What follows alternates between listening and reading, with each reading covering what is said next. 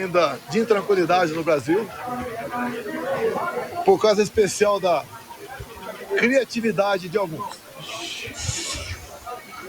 Ontem eu fui ao Supremo, a decisão foi na última hora, vocês surpreenderam. Hoje resolvi não ir. Motivo? Obviamente eu não sabia o que ia acontecer. Mas vamos lá. Eu espero hoje botar um ponto final nisso aí. Parece que tem algo pessoal contra mim. E a acusação é muito grave. E são infundadas. E não é da boca para fora. Eu vou demorar um pouco, mas tem muita novidade para vocês. Vou começar no final. Quando as eleições se acabar. No dia 2 de outubro, 2 de novembro, alguns de vocês estavam lá na Alvorada e eu fiz um pronunciamento à nação. Coisa rara, né? Fiz um pronunciamento lido à nação. Eu vou ler apenas um parágrafo desse pronunciamento, que infelizmente não está no inquérito do ministro Alexandre de Moraes.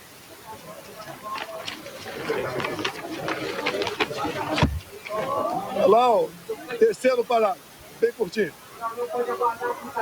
As manifestações pacíficas sempre serão bem-vindas, mas os nossos métodos não podem ser os da esquerda, que sempre prejudicaram a população, como invasão de propriedade, destruição de patrimônio, cerceamento do direito de ir e vir. Ato contínuo, começamos a transição. Alguns dias depois desse pronunciamento, os caminhoneiros começaram a obstruir vias pelo Brasil. Eu fiz um vídeo pedindo para que eles se desmobilizassem. Eu não tinha intenção nenhuma em parar o Brasil, criar o caos, ou estava pensando em outra coisa. Eles cumpriram esse pedido meu. Durante a transição, conduzida pelo senador Ciro Nogueira, tive um encontro no começo de dezembro, no Alvorada, com o escolhido futuro ministro da Defesa, José Múcio. Ele foi pedir um apoio para mim, para que tivesse mais acesso aos respectivos ministérios. No dia seguinte, ele foi atendido em tudo. Voltou depois, entrou em contato conosco e pediu que eu nomeasse os comandantes militares indicados pelo presidente eleito Lula da Silva. Foi que eu fiz. Em dezembro, nomeamos 2 comandantes. O outro saiu mais no final. Atendi ao presidente Lula. Se tivesse qualquer ideia de força, não deixaria os comandantes do Lula assumir. 30 de dezembro de 22, o dia que eu viajei para os Estados Unidos. Mas, antes de viajar, eu fiz uma live que, lamentavelmente, não estão nos inquéritos do senhor Alexandre de Moraes. Como hoje eu vi na mídia, já que eu não estava lá, advogados reclamando de um vídeo que ele botou, mostrando a parte mais agressiva, vamos assim dizer, do quebra-quebra. E quando se fala em quebra-quebra, o próprio Zé Múcio, há pouco tempo, no programa Roda Viva, falou que o que aconteceu de 8 de janeiro não foi golpe. Como o ex-presidente Temer falou a mesma coisa. Como o ex-ministro Jobim também falou. Depois ele voltou atrás. E, na verdade, o resumo que eles falaram é o seguinte: golpe tem povo, mas tem tropa, tem armas e tem liderança.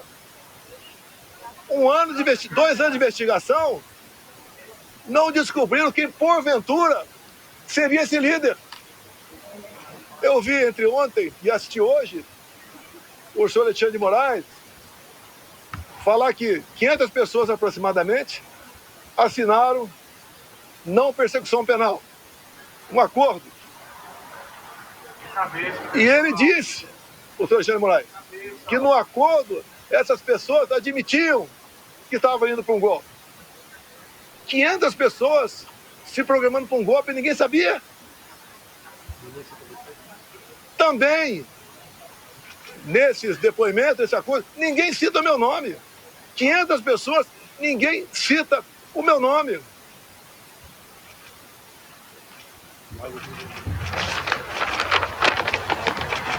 Vamos aqui para a live de 30 de dezembro, o dia que eu viajei para os Estados Unidos.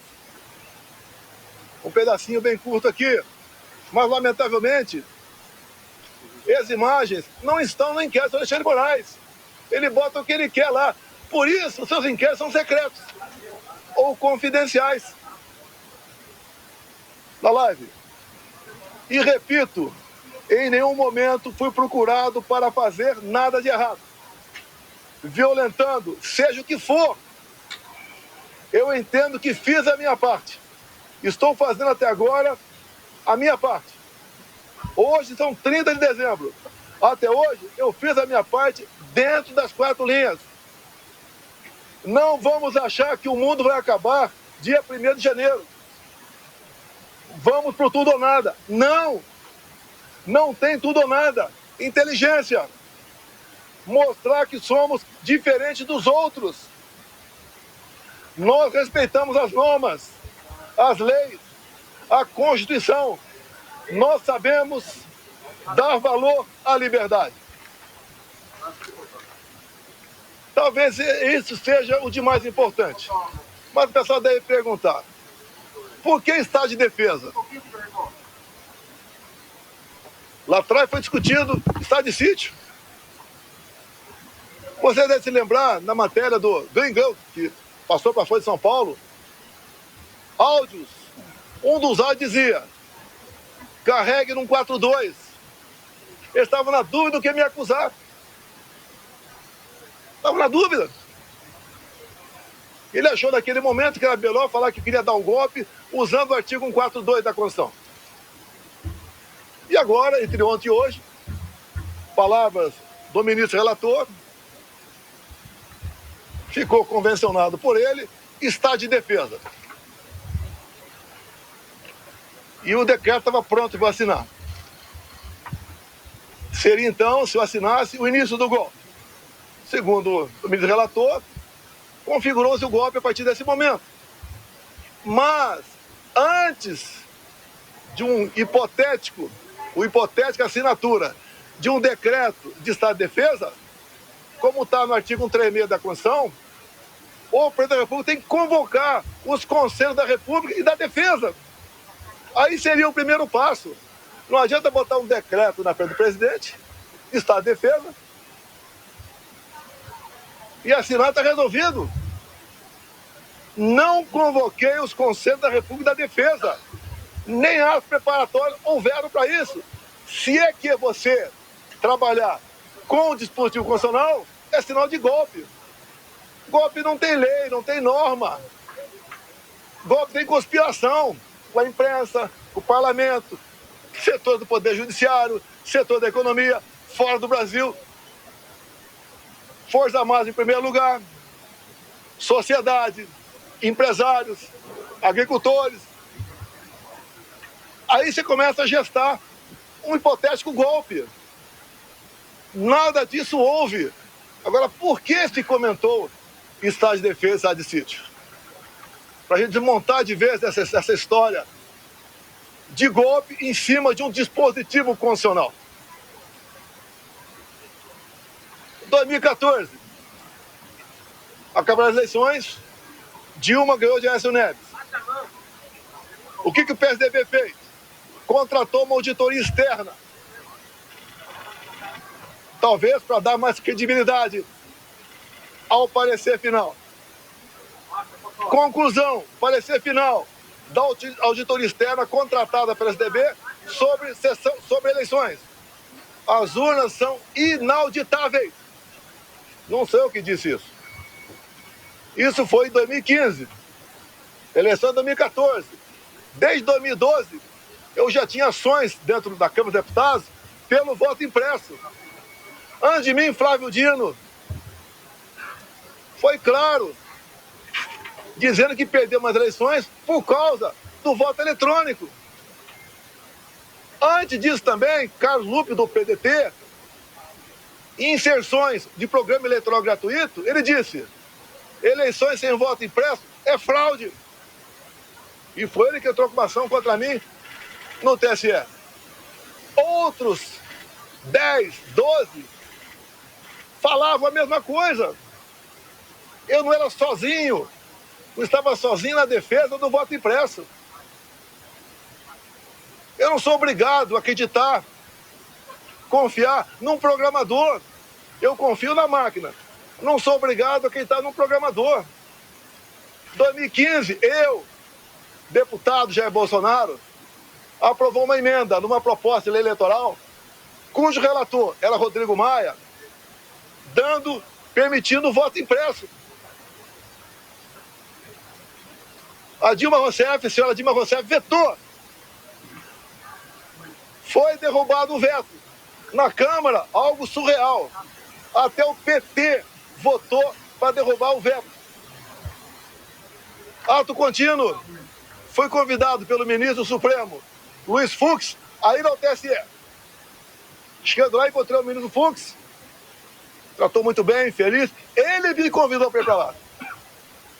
E falou que o TSE tinha tomado todas as medidas para implementar o voto impresso nas eleições de 2018.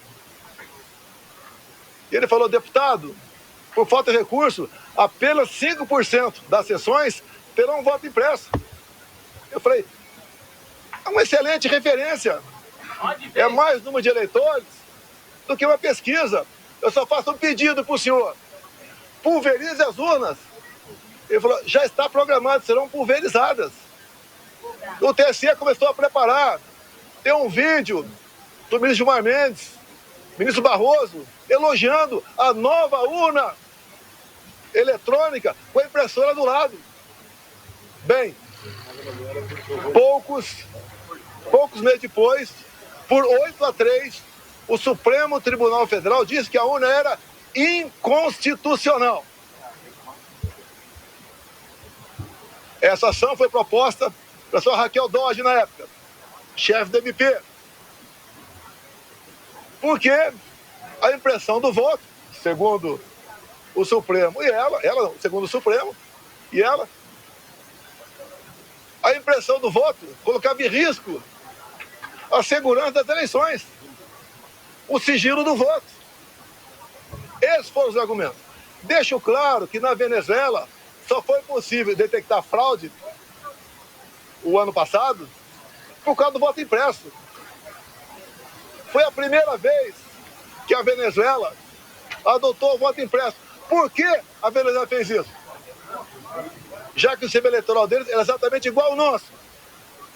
Porque houve um momento que o governo Biden queria comprar petróleo da Venezuela. E não podia comprar o petróleo sem nada em troca. Então foi feito um acordo, governo Biden dos Estados Unidos, governo Maduro da Venezuela e oposição. E impuseram então o voto impresso. Ele foi testado a primeira vez em dezembro do ano retrasado, na Venezuela, num referendo, se podia ou não invadir a Guiana para tomar posse da região de Essequibo, que depois que apareceu o petróleo, a Guiana ficou um país cobiçado. E o Maduro, quando foi votar no referendo, falou: aqui você vota sim, sim, sim, sim, papelzinho, não é igual a outro país, é papelzinho dentro da urna. E o Maduro aceitou por que o voto impresso? Já queria ter problema com a Maria Corina ou com o Capriles, os maiores adversários dele naquele momento. O que ele fez? Tornou outros, Maria Corina e Capriles, inelegíveis por 15 anos. Qual a acusação?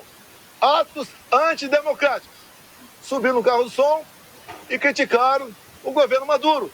Isso passou a ser ato antidemocrático. A gente começa a lembrar um pouquinho do Brasil ou não?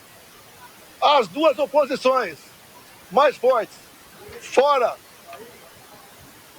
da ficha eleitoral, o Maduro pensou que fosse entrar em campo e ganhar para o WO.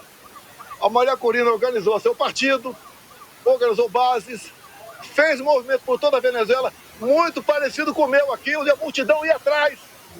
300 mil mortes em São Paulo, milhares de pessoas por todo o Brasil. Tiveram as eleições. A Maria Corina se organizou, vou entrar em detalhe aqui, se organizou. Quando começou a apuração, chegando na casa de 70%, o que o Maduro fez? Suspendeu. E logo depois, se autodeclarou eleito presidente da Venezuela, ou melhor, reeleito. Mas a oposição tinha boletim de urna, tinha atas. E essa questão se alastrou fora da Venezuela. Chegou-se à conclusão, então, que tinha havido fraude por parte do Maduro. E tinha que encerrar as eleições por ali, caso contrário, ia dar a vitória do Edmundo, o candidato da Maria Corina. E dali para frente vocês sabem a história. O governo brasileiro, o PT reconheceu a vitória do Maduro. O governo brasileiro, Lula da Silva já, não quis reconhecer. Houve um entreveiro entre ambos. O Maduro falou em certo momento: a sua justiça eleitoral reconheceu você vitorioso aí. A minha reconheceu aqui. Fique quieto ou vou falar. Palavra do Maduro. O voto impresso é um direito. Como a contagem pública de votos tem que ser feita. A Alemanha não aceitou o voto igual ao nosso. Tá? Decisão de hoje. Não. Desculpa aqui. Eu não vou atender. Com todo respeito a você, não vou te atender aqui. Tá? Tá ok. Depois eu fico aberto a... Então o voto impresso, mais de 400 deputados derrubaram o veto em 2016 para 2017. Eles estavam atacando a democracia, quem votou para derrubar o veto, atentaram contra o Estado Democrático de Direito. Agora vamos num ponto nevrálgico aqui sobre o voto impresso. Quando acabaram as minhas eleições, a última agora, em 22, o meu partido peticionou o TSE. No dia seguinte, o ministro-presidente do TSE, Alexandre de Moraes, não aceitou, mandou arquivo e nos deu uma multa de 22 milhões de reais. Alguém já viu um advogado ser multado por aí? Por peticionar alguém do Poder Judiciário? Se ele tivesse recorrido, a multa poderia passar para 200 milhões. Ou até mesmo, quem sabe, caçar o registro. Então, não tínhamos como discutir dentro da justiça eleitoral essa questão. Vamos voltar um pouquinho para 2018. Depois voltar para 22. 2018. Eu ganhei no segundo turno. Uma enxurrada de votos. Teve a facada. Mas, 2 dias depois do segundo turno de 2018, chegou um papel no TSE, bem fundamentado, dizendo que tinha havido fraude. O que o TSE fez na pessoa da ministra Rosa Weber, presidente? Oficiou a Polícia Federal e foi aberto um inquérito. Opa! Para investigar a eleição de Jair Bolsonaro, ganhador, tem inquérito. Para o lado de cá, quando eu perco, quando o Lula ganha, não pode nem petição. E foi aberto o inquérito, que alguns de vocês já ouviram falar sobre ele. Inquérito 1361 de novembro de 2018. Para apurar fraude. E foi dada uma atenção muito especial por determinação da presidente para resolver rápido a questão de fraude. Estava na cara que havia havido fraude. Para me tirar e botar o Haddad. O inquérito começou a voar na mesma velocidade dessa ação contra mim. Porque o Haddad tinha que assumir. Eu fiquei sabendo desse inquérito em 21. Por que em 21? A Câmara dos Deputados começou a discutir o voto impresso. A autora da PEC, Bia Kicis, relator da PEC, Felipe Barros, do Paraná. Alguém falou do inquérito 1361 que até aquele momento eu não sabia. A comissão especial votou um requerimento e aprovou por unanimidade para buscar esse inquérito na Polícia Federal. E o Felipe Barros teve cuidado, quando pediu esse inquérito, se havia algo reservado, algo que tivesse uma classificação sigilosa para não divulgar. A resposta do delegado, não. O inquérito chegou na mesa, então, da presidente da Comissão Especial, Bia Kicis. Foi distribuída cópias para todo mundo. Um documento ostensivo. Eu também tive acesso. Aí, então, começou algo realmente inacreditável. O que estava dentro do inquérito? Ato contínuo, em 22, teve uma reunião com os embaixadores do ministro Fux, com o ministro Fachin do TSE. E ele acabou essa reunião com os embaixadores dizendo o seguinte, algo parecido com o seguinte, senhores embaixadores, tão logo o TSE anuncia o resultado, os senhores devem, junto aos seus respectivos chefes de Estado, reconhecer imediatamente o ganhador das eleições. No mínimo, sinal amarelo. Fosse quem quer, eu ou Lula, é para reconhecer imediatamente? Reunir-se com embaixadores é uma política privativa do presidente da República. Ele não podia ter feito isso. Conhecedor do inquérito 1361, convidei os embaixadores, 2 meses depois, a comparecer no Alvorada. Convidei o ministro Fachin a comparecer também, é tudo aberto, dentro das 4 linhas. Ele não foi. Ali eu mostrei o que era o inquérito 1361. Eu não posso falar para vocês aqui sobre essas 3 páginas, porque esse inquérito, depois que eu falei sobre ele, ele teve a classificação sigilosa de confidencial, ou seja, secreto. Tudo que acontece aqui, por parte do senhor Alexandre de Moraes, é confidencial, é secreto. 8 delações do CID, secreto. E o que está lá dentro? Que vocês podem pedir via live à Justiça Eleitoral. Quem já pediu já sabe que é negado o acesso. Mas espera aí. Fala-se tanto em democracia, Estado Democrático de Direito, um documento como esse, que trata da lisura sobre as eleições, a apuração de fraude contra o candidato Jair Bolsonaro, você não pode tomar conhecimento disso? Eu aprendi desde jovem que a alma da democracia é o voto. E o voto contabilizado. Por que você não pode tomar conhecimento desse inquérito? O que tem lá dentro? O que o ministro Alexandre de Moraes quer esconder? Vamos continuar. Estou sendo acusado de tentativa de golpe. Algo, pessoas devem ter percebido, da forma tão incisiva como o ministro Alexandre de Moraes conduz, ou se conduz, tem algo esquisito por aí. O que ele quer esconder? Apenas o inquérito 1361? Eu digo que o inquérito 1361 é 99%. Mas vamos lá. Houve interferência no TSE nas eleições de 22 ou não? Não vamos falar em fraude, possível fraude aqui. Esqueço. 100% confiável. As urnas. Mas vamos abrir o inquérito 1361. Durante as eleições de 22, o TSE influenciou, jogou pesado contra eu e a favor do candidato Lula. Eu não pude mostrar imagens do Lula defendendo o aborto. Eu não pude mostrar imagens do Lula falando que o pobre coitado rouba um celular para tomar uma cervejinha. Eu não pude mostrar imagens do 7 de setembro.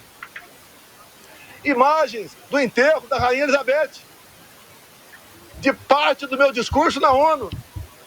O Lula ao lado de ditadores.